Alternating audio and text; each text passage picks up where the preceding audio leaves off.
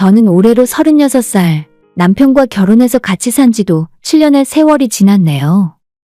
우리 부부 지금까지 7년 동안 힘든 일도 많았지만 그래도 서로를 믿고 의지하며 열심히 살아왔다고 생각해요. 남들이 보기에도 정말 사이 좋은 부부라고 할 정도로 큰 싸움 한 번도 없이 잘 지내왔는데 이런 저희에게 이혼하고 이제 그만 살라고 하는 사람이 딱 한 명 있습니다. 그 사람은 바로 저희 시어머니예요. 사실 우리 부부에게는 아직도 아이가 없는데 그건 전부 그만한 이유와 사정이 있고 저희 부부는 현실을 받아들이며 극복해 나가는 중이었어요. 하지만 이유와는 상관없이 시어머니에게는 제가 아이를 낳지 않는다는 것이 용납할 수 없는 일이었고 결국 참다 못해 자기 죽는 꼴 보기 싫으면 당장 이혼하라 명령하셨습니다. 우리 남편은 180cm가 넘는 훤칠한 키와 깔끔하게 잘생긴 외모, 그리고 항상 저를 우선으로 생각하는 다정한 성격을 갖고 있었어요. 무엇보다 결혼 전 총각 시절부터 아이들을 굉장히 좋아하는 따뜻한 사람입니다. TV를 보다가 아픈 아이만 나와도 바로 눈물 흘릴 정도로 감수성이 예민하더라고요. 그리고 저 역시도 예전부터 아이들을 좋아하는 편이었고 명절에 친척들이 다 모이면 사촌 동생들이나 조카들을 보는 것이 제 몫일 정도로 아이들이랑 친했습니다. 그래서 남편과 저는 연애 때부터 우리가 결혼하면 아이는 꼭 둘 이상 낳자고 이야기를 많이 했었어요. 남편을 만나기 전에 다른 연애도 몇 번 했었는데 그 당시에 남자친구들은 아이를 별로 좋아하지 않고 크게 낳을 생각도 없어서 진지한 관계로 가는 건 무리였어요. 저는 아무리 조건이 좋고 잘생기고 멋진 사람이라도 아이들을 좋아하지 않으면 절대 결혼까지 할 생각은 없었습니다. 아는 지인에게 남편을 소개받은 뒤로 남편이 제게 사귀자고 했을 때 제가 가장 먼저 이야기했던 건 아이들을 얼마나 좋아하는지부터 물어봤고 만약 결혼하고 나면 아이를 가질 생각이 있는지 그것부터 확인했습니다. 외모나 직업 같은 다른 조건은 이미 완전 제 스타일이었지만 제게는 그것보다 더 중요한 것이 나랑 결혼해서 아이 낳고 가정을 이루어 살 수 있는 사람인지 그게 관건이었어요. 소개팅 자리에서 만난 남편은 생각보다 더 제 스타일이었고 거기에 대화를 나누어 보니 아이까지 좋아하는 사람이라고 했기 때문에 저와 딱 어울리는 사람이었습니다. 소개팅 이후로 서로 호감을 갖고 몇 번 더 만나다가 남편으로부터 사귀자는 말이 먼저 나오길래 제가 창피함을 무릅쓰고 먼저 속마음을 물어봤어요. 저도 솔직히 말해서 그쪽이 참 마음에 들어요. 그런데 본론부터 말씀을 드리자면 우리가 이제 서로 적은 나이도 아니잖아요. 저는 아이 싫어하는 사람과는 연애하고 시간 낭비할 생각이 없거든요. 결혼하면 아이를 둘 이상 낳고 싶은데 그쪽 생각은 어때요? 김칫국부터 마신다고 생각해도 좋아요. 하지만 시간 낭비하고 싶지 않아서 그래요. 지금 생각해봐도 제가 그때 무슨 용기로 그런 질문을 했는지는 모르겠는데 그땐 정말로 당돌했던 것 같아요. 이 남자는 그런 제 말에 황당하다는 듯 토끼눈이 되어 저를 한참 쳐다보다가 갑자기 빵 터져서 웃었습니다.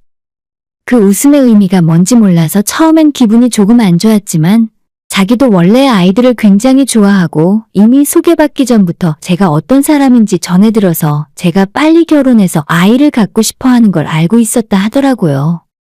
그렇게 좋은 감정으로 사귀게 되었고 이 남자는 저만큼이나 아이들을 좋아했습니다. 연애 1년 조금 넘게 하고 서로에 대한 확신이 생기자마자 연애를 더 이상 길게 해봐야 의미가 없을 것 같아서 바로 결혼 준비에 들어갔어요. 양가 부모님들도 처음 보자마자 모두 대찬성하셨고 그렇게 저희는 많은 사람들의 축복을 받으며 성대한 결혼식을 올릴 수 있었습니다. 결혼 과정에 대해서는 별로 더 할 말은 없고 우리 두 사람도 어느 정도 준비가 되어 있었지만 양가 부모님들이 많이 도와주셔서 부족함 없이 시작할 수 있었어요. 그때 이미 제 나이가 30이 넘었기 때문에 아이를 빨리 가져야겠다는 생각도 있었지만 신혼생활 1년 정도는 즐기고 싶어서 미루고 살았어요. 신혼 1년은 말 그대로 꿀이 떨어지고 깨가 쏟아지고 너무 행복했습니다. 시어머니께서는 걱정스러운 마음에 저를 만날 때마다 서로 나이가 적지 않은데 미루지 말고 아이를 빨리 가지라고 말씀을 하셨지만 저와 남편은 딱 1년만 아이 없이 둘이서 살고 싶었죠. 원래 서로 다른 두 사람이 만나서 가정을 이루면 안 맞는 부분이 많아서 신혼 초에는 많이 싸우는 부부들도 있다고 들었지만 오히려 연애하던 시절보다 같이 살게 된 이후로 더 서로에게 신뢰가 생겼고 제가 꿈꾸던 이상적인 결혼 생활이라 느낄 정도였어요. 여기에 남편과 저를 쏙 빼닮은 예쁜 아이만 낳는다면 제 인생엔 더 이상 바랄 게 없겠다 싶더라고요. 그렇게 행복한 신혼생활 1년은 금방 지나갔고 그 뒤로부터 아이를 갖기 위해 노력했어요. 금슬 좋고 서로 깊이 사랑하는 부부라서 마음만 먹으면 빠르게 아이가 생길 거라 생각했지만 현실은 그렇지 않았습니다. 아무리 노력하고 시간이 지나가도 아이 소식은 전혀 없었고 때가 되면 알아서 생길 거라고 느긋한 마음을 먹고 있었는데 반년이 지났더니 점점 조바심이 들었습니다. 그때부터 시어머니도 더 이상 잔소리가 아니라 짜증 섞인 화를 내셨습니다. 너희들은 왜 아직도 소식이 없니? 혹시 뭐가 잘못된 거 아니야? 그러길래 내가 하루라도 빨리 아이 가지라고 했잖아. 옆에서 지켜보는 사람들도 애가 달았지만 정작 당사자인 저와 남편은 미치고 팔짝 뛸 지경이었죠. 여자와 남자 몸에 좋다는 음식과 보양 영양제까지 챙겨 먹으면서 노력을 했습니다. 하지만 그 뒤로도 1년 넘는 시간 동안 자연적으로 아이가 생기지 않자 그때는 저희도 병원을 가야겠다는 생각이 들었어요. 왠지 무섭기도 하고 괜히 병원에 갔다가 진짜 심각한 이야기를 듣는 것이 두려워서 피해왔는데 진짜 이러다가 아이가 영영 생기지 않을지도 모르겠다 싶어 남편과 함께 병원을 찾았습니다. 대부분의 여자들이 마찬가지겠지만 특히나 저는 어릴 적부터 아이들을 굉장히 좋아하고 저와 남편을 쏙 빼닮은 아이를 낳아 키우는 것이 제 인생의 가장 큰 목표라 여기고 살아왔기 때문에 이런 상황은 상상을 해본 적도 없었어요. 더군다나 남편을 너무 사랑했기 때문에 제가 애를 낳지 못하면 혹시라도 우리 결혼 생활에 문제가 생길지도 모른다는 생각에 더 무서웠어요. 우리 부부가 손을 모아서 간절한 마음으로 기도했는데 정말 신이 있다면 이런 장난을 칠 수가 있을까 싶어 절망하게 되었습니다. 제 인생에 더할 나위 없을 정도로 행복한 결혼 생활과 최고의 남편이 있었지만 우리에게 아이까지 허락하진 않았어요. 불행 중 다행인 건지 제 몸에는 큰 문제가 발견되지 않았고 남편은 무정자증으로 보이니 큰 병원에서 정밀검사를 받아보라고 하더군요. 그리고 바로 예약을 잡고 큰 대학병원까지 가서 다시 검사를 받게 되었는데 남편은 전혀 아이를 가질 수 없다는 판정을 받았고 현대 기술로는 그 어떤 치료도 별다른 소용이 없고 기적을 바라는 수밖에 없을 거라는 이야기를 들었어요. 정말 하늘이 무너지는 듯한 기분이 들었고 현실을 받아들일 수가 없었습니다. 뭐가 있어야 하다못해 인공수정이나 시험관이라도 시도해 볼 텐데 현실이 너무 잔인해서 인정하기 힘들었고 눈물조차 나오지 않았습니다. 물론 이 사태에 가장 괴로워하는 사람은 당연히 남편이었고 병원에 다녀온 뒤로 며칠 동안 사람이 피가 마르고 야위어가는 모습을 실시간으로 바라보며 저 또한 너무 힘들었어요. 그렇다고 해서 차마 남편에게 책임을 물을 수도 없었고 제가 이 상황에서 남편을 포기하고 이혼하자고 말할 수도 없었습니다. 아무리 아이가 중요하다고 해도 제가 좋아서 선택한 남편을 어떻게 버리고 재혼하겠습니까? 하다못해 병원에서 어떤 시술이라도 받거나 어떻게든 노력해볼 여지라도 있다면 모르겠는데 아예 일말의 가능성조차 없다는 사실은 사람을 무기력하고 무너지게 만들었습니다. 하지만 절망하고 있어봤자 어쩌겠어요? 그렇다고 해서 인생 다 끝난 것도 아니고 아직 우린 젊은데 남편과의 결혼 생활을 계속해야 할 거 아닙니까? 이제는 마음의 정리를 하고 우리 인생에 아이가 없다는 걸 받아들인 채 인정하고 살아야죠. 우리 두 사람이야 마음의 정리를 했다지만 도무지 양가 집안에는 뭐라고 말을 해야 좋을지 전혀 모르겠더라고요. 시부모님뿐만 아니라 우리 친정부모님도 저 못지않게 아이들 좋아하시고 손주를 보고 싶어 하시는데 사실 사위가 문제가 있어서 아이를 낳을 수 없다는 말을 차마 제 입으론 도저히 못하겠습니다. 남편도 시부모님에게 본인 문제로 아이를 가질 수 없다는 사실을 차마 고백하기 힘들어했고 지금까지 모든 것이 완벽한 100점짜리 아들로 살아왔기 때문에 더 어려워했던 것 같아요. 여보, 그냥 우리 끝까지 이 사실 숨기고 살자. 어머님이 아무리 뭐라고 해도 내가 참고 버틸게. 어차피 당신 잘못도 아니야. 저는 남편에게 차라리 양가 부모님께 이 사실을 숨기고 살자고 말을 했어요. 우리 두 사람은 합의하에 주위에서 어떤 이야기를 듣더라도 우리 스스로의 결정으로 아이를 낳지 않고 둘이 살기로 했다고 말하자 했습니다. 친정부모님은 그렇다 치고 가장 걱정이 되는 건 시어머니였지만 제가 잔소리 좀 듣더라도 한 귀로 흘리면 그만이잖아요. 그것만이 남편의 체면도 살릴 수 있고 저희 입장에서도 괜한 소문으로 결혼 생활 자체가 힘들어지는 걸 미연에 방지하기 위함이었죠. 저희 둘 사이에 아이를 낳을 수 없고 문제가 있다고 하면 저희보다도 양가 부모님들이 흔드는 바람에 결혼 생활이 위태로워질 것 같았어요. 남편이 집안의 외동아들이라는 것이 조금 마음에 걸렸지만 남편이 알아서 하겠다길래 그냥 그러려니 하고 넘어갔죠. 그래서 그날 이후로 아무 일도 없는 것처럼 남편과 매일 웃으면서 살았어요. 아예 신혼도 아니라 연애하던 시절로 돌아가서 일주일에 몇 번씩 데이트도 하고 아픔을 잊기 위해 매일 즐거운 일을 찾았습니다. 친정부모님한테 아이 없이 살겠다고 말씀을 드렸을 때 처음엔 서운해하셨지만 결국 너희들이 좋으면 그만이라며 알아서 살라 하셨고 시댁은 받아들이지 못하셨지만 뭐라고 하던지 무시하고 살았어요. 정작 그렇게 지내다 보니 저는 적응이 되어 남편이랑 이대로 둘이 끝까지 살아도 괜찮겠다 싶었는데 저보다 남편이 훨씬 더 힘들어했고 그렇게 잘 웃고 밝던 사람이 점점 의기소침해서 제 눈치만 보는 모습을 보고 있다 보면 일부러 제가 더 밝은 척하고 아무렇지 않은 척했었죠. 그렇게 우리 부부는 남편의 무정자증을 주변에 철저하게 숨기고 절대 아무에게도 이야기하지 않았습니다. 명절에 시어머니를 만날 때면 항상 너희들은 왜 아이 소식이 아직 없냐고 물어보셨지만 그때마다 남편이 우리 두 사람 건강에는 아무 문제 없고 아이는 좀 천천히 생각하는 중이고 어쩌면 아예 안 낳을 생각도 하고 있다고 대답했어요. 요즘 애 하나 낳아서 키우는데 돈이 얼마나 많이 드는 줄 알아? 그냥 우리끼리 행복하게 사는 것도 나쁘지 않겠다 싶어. 두 사람이 살다 보니 너무 편하고 좋아서 그냥 이대로 둘이 살고 싶다고 이야기했죠. 남편이 웃으면서 그렇게 말을 했지만 속이 얼마나 타들어갔겠어요.